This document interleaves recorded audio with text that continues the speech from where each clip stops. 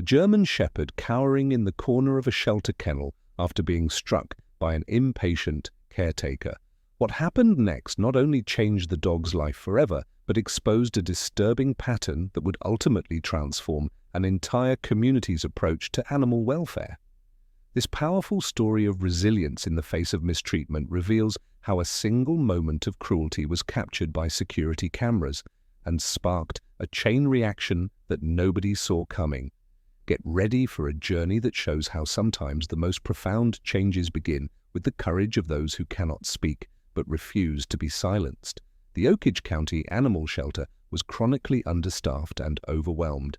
Budget cuts had reduced the workforce to a skeleton crew responsible for too many animals in facilities that were long overdue for renovation. The stress showed on everyone's faces, human and animal alike. In the last kennel of the dog wing, a German shepherd named Maverick had been cowering since his arrival 3 days earlier. Found wandering near the interstate, no microchip or collar, he exhibited the classic signs of abuse, flinching at quick movements, ducking when humans raised their hands, trembling when voices grew loud. Jenny Winters, the shelter's volunteer coordinator, had made special note of Maverick's case. "He needs gentle handling," she'd written on his intake form. "No sudden movements. Speak softly. Give him space." But this Tuesday morning, Jenny was out sick, and the shelter was short, staffed as usual. Marcus Davis, a recently hired caretaker with minimal training and growing frustration at the demanding workload, was tasked with cleaning Maverick's kennel. "Come on, move!" Marcus snapped, trying to shift the German shepherd to one side of the enclosure. Maverick froze, eyes wide, body tense. When Marcus reached for his collar, the dog cowered further into the corner. What happened next was captured by the shelter's security camera. Marcus, his patience exhausted by a morning of difficulties, raised his hand and struck Maverick on the muzzle. "I said move." The German shepherd yelped and pressed himself harder against the wall, trembling violently, eyes showing pure terror. Marcus finished cleaning quickly and moved on, unaware that his actions had been recorded. But as he left, he failed to properly secure Maverick's kennel door, a mistake that would set in motion events no one could have anticipated. 30 minutes later, Elena Rodriguez arrived for her volunteer shift. The 20-year-old veterinary student had specifically requested to work with Maverick after reading his intake notes. She had brought high value treats and planned to simply sit near his kennel, helping him associate humans with positive experiences. As Elena approached the dog wing, she was met with an unusual sight. Maverick was not in his kennel. Heart racing, she quickly scanned the other enclosures, then rushed to check if someone had moved him. Finding no sign of the German shepherd, she alerted the front desk, triggering a facility-wide search. Security footage would later show what had happened. After Marcus left, Maverick had remained frozen for nearly 15 minutes. Then slowly, the traumatized dog had nudged the unsecured door with his nose. When it swung open, he'd slipped out, navigating the hallways with his head low, avoiding human contact until finding an unlocked supply closet, where he'd hidden himself behind a stack of blankets. That's where Elena eventually found him, curled into the smallest possible ball, shaking uncontrollably. What she did next would not only change Maverick's life, but would ultimately expose a pattern of neglect that had gone unchecked for far too long. Elena moved slowly, keeping her body low and non-threatening. "Hey there, buddy," she whispered, remaining at a distance that respected Maverick's space. "You're okay now." She didn't attempt to grab him or force him from his hiding place. Instead, she sat on the floor back against the wall and waited. After 15 minutes of silence, she began softly reading aloud from her phone, a technique she'd learned for traumatized animals, allowing them to grow accustomed to a human's presence without direct interaction. An hour passed before Maverick showed any response. His trembling gradually subsided, and occasionally he would glance at Elena before quickly looking away. Progress was measured in these tiny moments. When shelter manager Tony Grayson found them, he was initially irritated that Elena hadn't immediately reported finding the dog. His expression changed, however, when he saw Maverick voluntarily shift slightly closer to Elena while she read, "How did he get out?" Tony asked quietly. I don't know, Elena replied, but something spooked him badly. He's more shut down than when I saw him yesterday. Tony sighed. Let's check the security footage. Can you stay with him until we figure out a safe way to get him back to his kennel? What the security cameras revealed left Tony speechless. The footage clearly showed Marcus striking Maverick, followed by the caretaker's carelessness with the kennel door. More disturbing was the discovery that this wasn't an isolated incident. Reviewing earlier footage revealed Marcus had been rough with several animals over the past month. Tony immediately suspended Marcus pending investigation and called Jenny despite her being out sick. We have a situation, he explained, and I need your expertise with Maverick. He trusts Elena somewhat, but we need to move him from the supply closet. By evening, they had successfully coaxed Maverick into a quiet office converted into temporary housing. Elena had volunteered to stay late, continuing to read aloud while maintaining a respectful distance as the German Shepherd gradually adjusted to the new space. What happens now?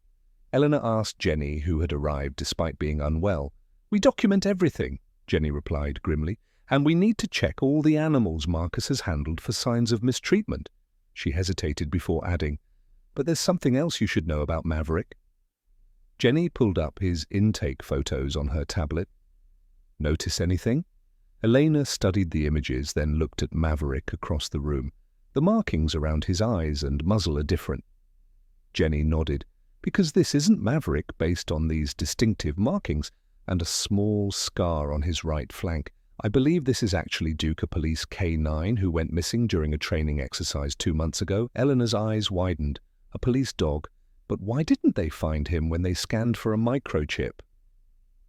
That's what worries me, Jenny said, lowering her voice.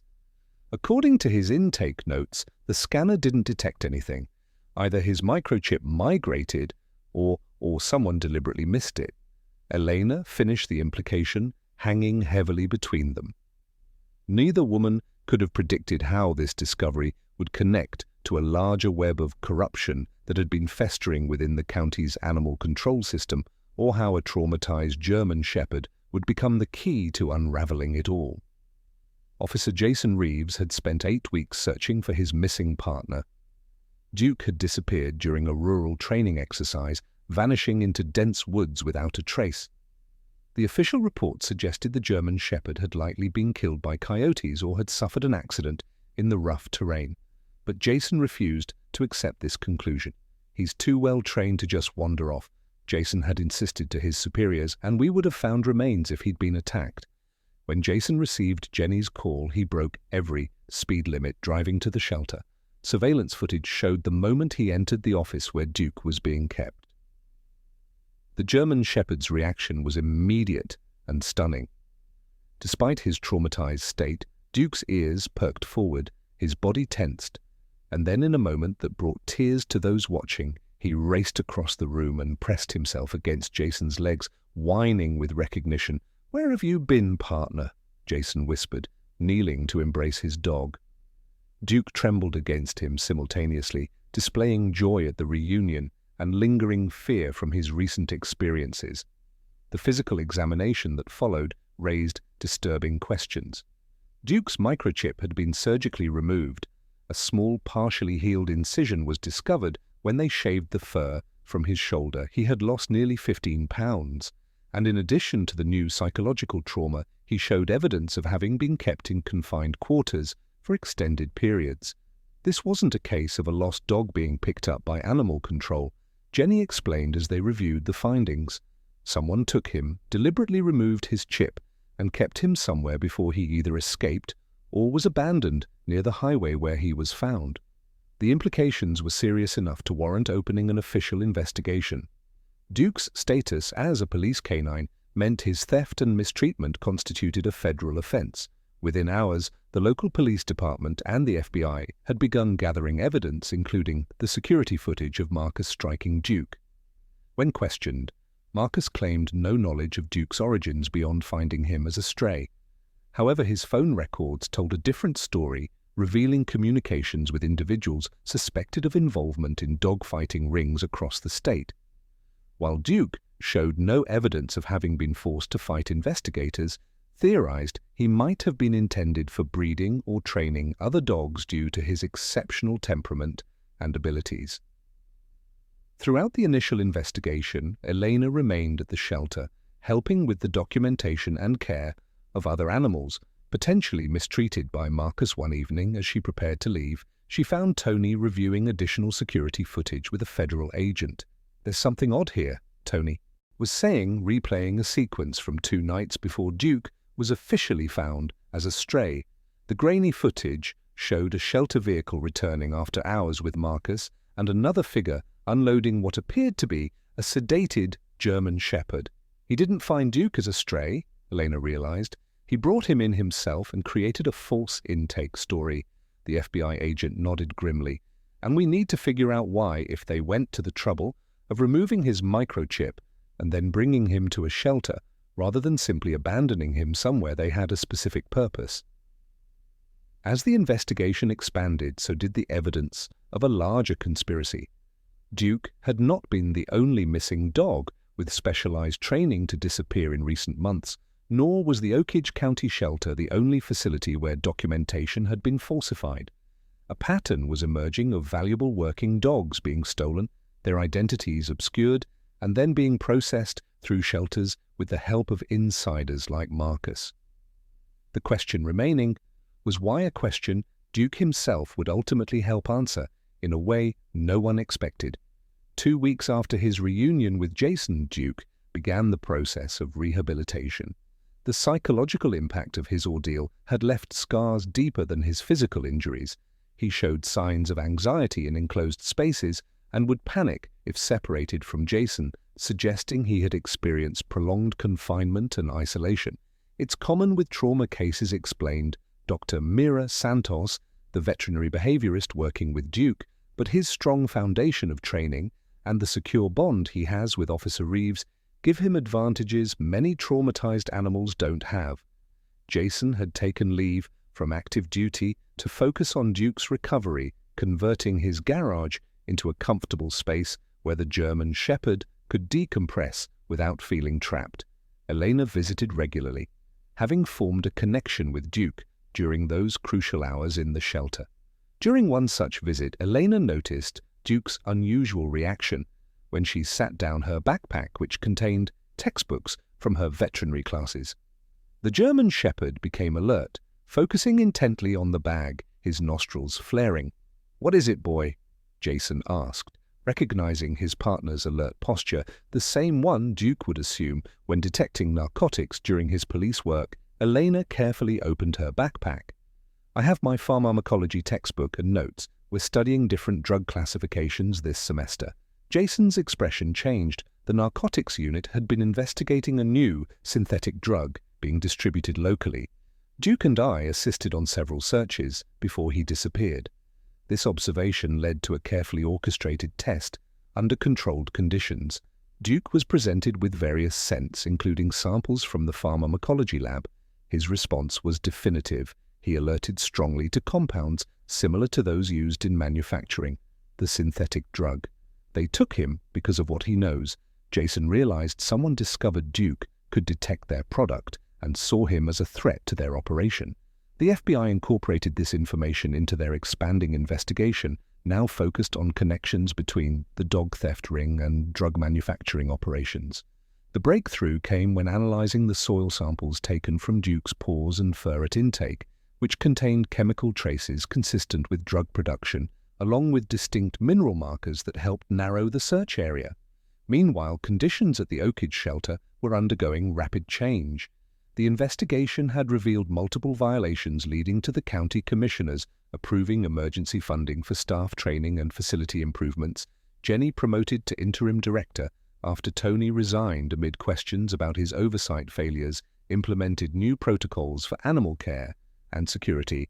Elena found herself offered a paid position coordinating volunteer training, her experience with Duke having demonstrated her exceptional ability to work with traumatized animals.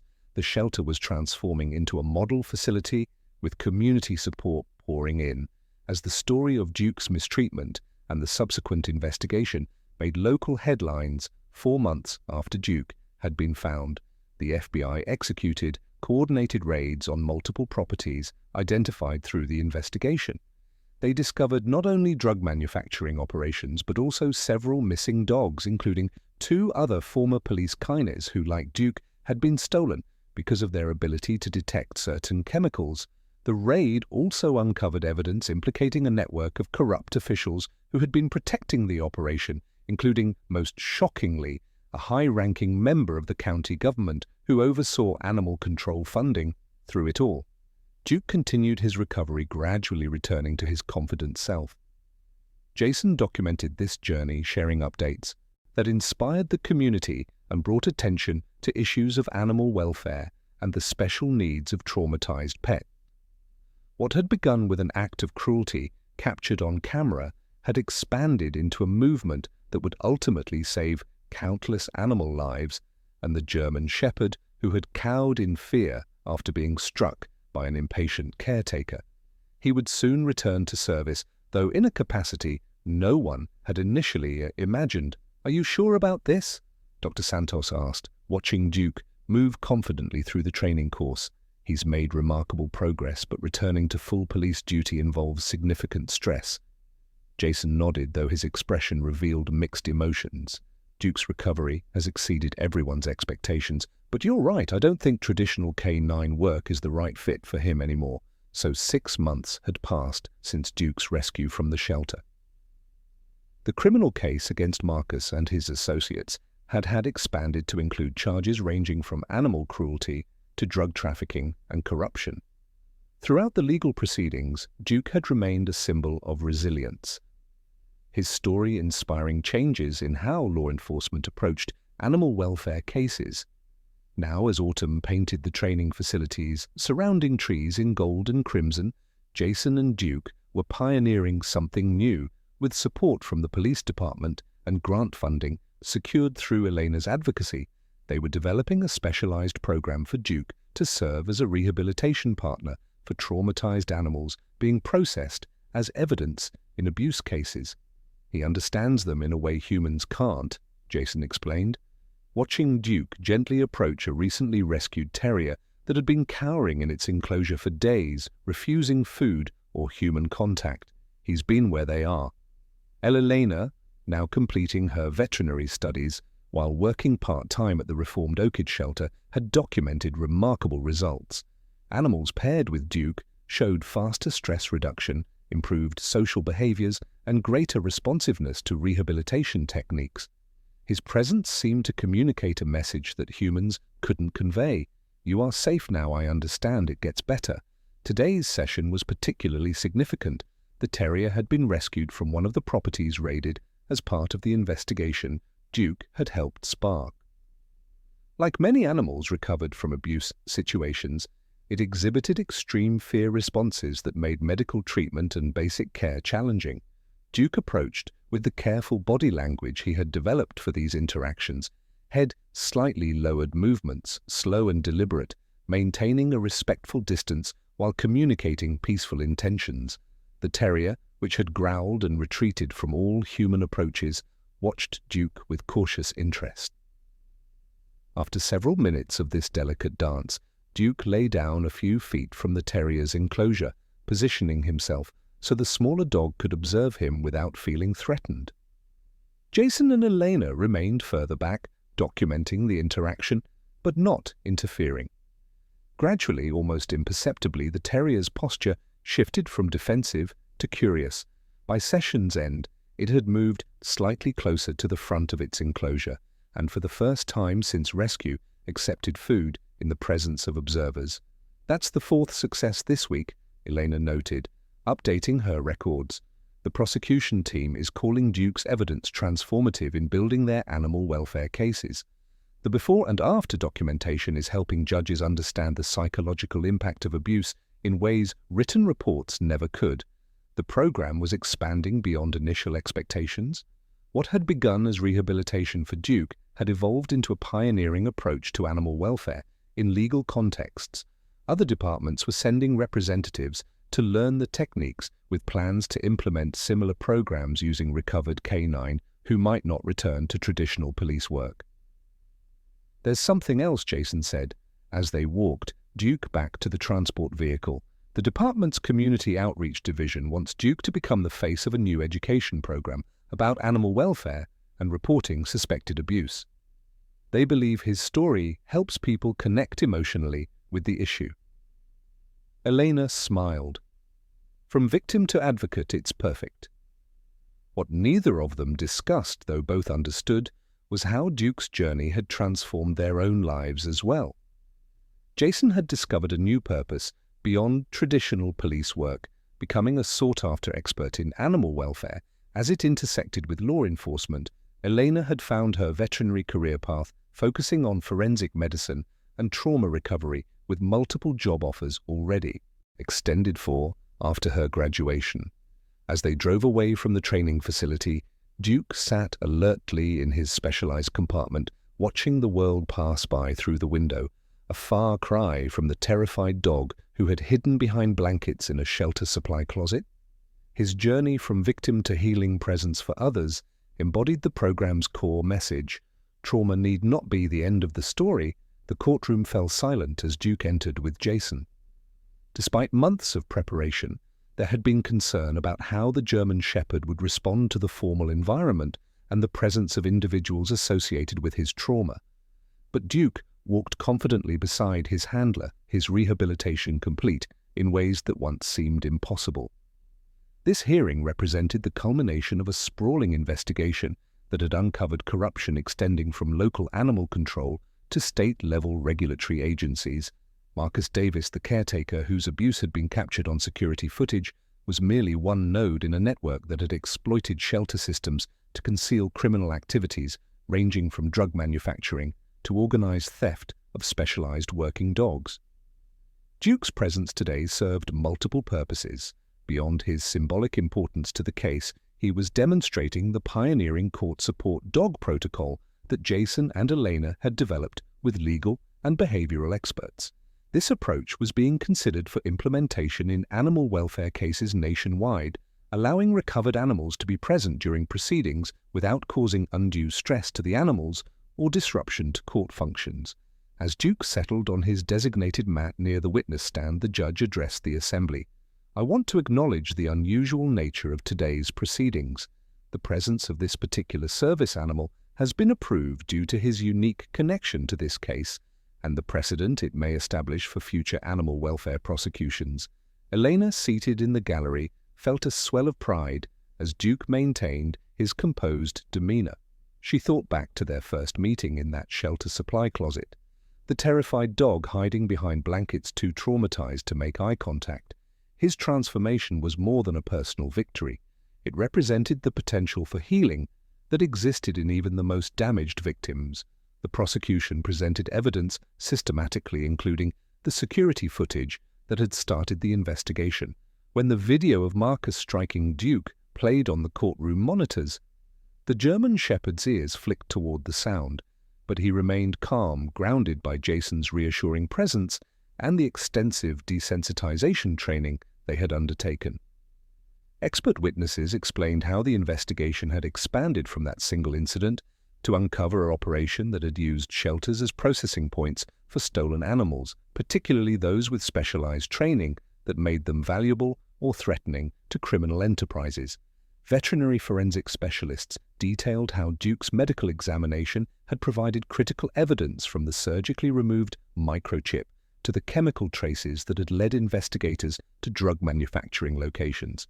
When Jason took the stand, Duke maintained his position nearby, a living testament to both the trauma inflicted and the healing possible through proper intervention. Jason detailed Duke's original training disappearance and the remarkable reunion at the shelter. His testimony, punctuated by occasional glances at his partner. "In your professional opinion?" The prosecutor asked, what would have happened to Duke had the abuse not been captured on security footage? Jason considered the question carefully. Based on the pattern established by the investigation, Duke would likely have been processed through the shelter system under his false identity as Maverick, then transferred to another facility or adopted out through channels controlled by the network. His valuable training would have been exploited, or if deemed too risky, due to his ability to detect their drug manufacturing he might have been eliminated. The implications hung heavily in the courtroom. How many other animals had been processed through similar channels before the scheme was uncovered? How many working dogs had disappeared without the determination that had driven Duke's case forward? As the hearing concluded for the day, reporters gathered outside, eager to catch her images of the German Shepherd, whose abuse had triggered the investigation. Instead of exploiting this interest, Jason and Elena had worked with the prosecutor's office to develop an educational approach using media attention to highlight broader issues of animal welfare and community reporting of suspected abuse. Duke's story resonates because people see his journey from victim to advocate, Elena explained to a journalist as they left the courthouse. But the larger message is about the systems that failed before whose abuse had triggered the investigation. Instead of exploiting this interest, Jason and Elena had worked with the prosecutor's office to develop an educational approach using media attention to highlight broader issues of animal welfare and community reporting of suspected abuse. Duke's story resonates because people see his journey from victim to advocate, Elena explained to a journalist as they left the courthouse, but the larger message is about the systems that failed before he was rescued and how community vigilance is essential to preventing similar cases. What no one could have anticipated was how Duke's case would catalyze legislative change. As lawmakers began drafting enhanced protections for working animals and stronger oversight of shelter operations from a single act of cruelty captured on camera, had grown a movement with implications beyond any individual animal's story. 2 years to the day after Duke's rescue from the Oakage County shelter, a ribbon-cutting ceremony marked the opening of the Duke's Dignity Center for Animal Rehabilitation and Training. The facility, built on repurposed county land with a combination of government funding and private donations, represented the tangible outcome of the case that had transformed animal welfare practices across the state. Duke, now 9 years old and fully recovered from his ordeal, sat attentively beside Jason as officials made their remarks. His graying muzzle and the small patches of white fur around his eyes gave him a distinguished appearance, complementing the specialized therapy dog vest he wore in his role as the Scent's canine ambassador. Elena, who had completed her veterinary degree and now served as the Scent's medical director, watched from nearby, remembering the frightened dog she had found hiding in a supply closet. The contrast between that traumatized animal and the confident, balanced German Shepherd before her never ceased to amaze her. The Duke's Dignity Center had multiple functions. It served as a rehabilitation facility for animals recovered from abuse situations, a training center for law enforcement and animal control officers, and an educational resource for the community. Most innovatively, it housed the Working Dog Recovery Program that Duke had inspired, a specialized approach to rehabilitating service and working dogs who had experienced trauma or required retraining for new roles. After the ceremony, visitors toured the facility, learning about the programs that had grown from Duke's case. In the rehabilitation wing, rescued animals received specialized care designed to address both physical and psychological trauma. The training center provided certification courses for animal welfare professionals, emphasizing evidence-based approaches to investigating abuse and supporting recovery. At the heart of it all was the bond between handler and animal, exemplified by Jason and Duke. Their partnership had evolved from traditional police work to pioneering new territory in animal-assisted rehabilitation. Together they had worked with dozens of traumatized animals, helping them reconnect with humans and, when possible, return to service in modified roles suited to their experiences. As the day's formal activities concluded, Jason and Elena found a quiet moment away from the crowds watching. Duke demonstrated calming signals to a recently rescued border collie in one of the rehabilitation yards. "Remember when we thought success would be just getting him back on police duty?" Jason said, smiling, as Duke gently encouraged the more timid dog to explore a training obstacle. Elena nodded. He found a different purpose. Maybe the one he was always meant for. The investigation sparked by Duke's case had led to significant convictions, with Marcus Davis and several higher-level operators receiving substantial sentences. More importantly, it had exposed systemic vulnerabilities that had allowed the exploitation of shelters and working animals. The resulting reforms included enhanced security protocols, better training for shelter staff, and specialized tracking systems for working dogs. Duke would never know the full impact of his story, how a moment of cruelty captured on camera had unleashed a chain of events that transformed an entire system. But as he guided another traumatized animal toward recovery, his actions spoke to a truth that had emerged from his journey. Sometimes the deepest wounds create the greatest capacity for healing others. The German Shepherd, who had once cowed after a harsh blow, now stood as a living embodiment of resilience, his very presence communicating to damaged animals and the humans who cared for them that trauma need not define a life, that fear could be overcome, and that purpose could be found even after profound betrayal. As the day ended and visitors departed, Duke returned to the home he shared with Jason, where he would rest before returning to his work tomorrow. The security cameras that had once captured his moment of victimization now served a different,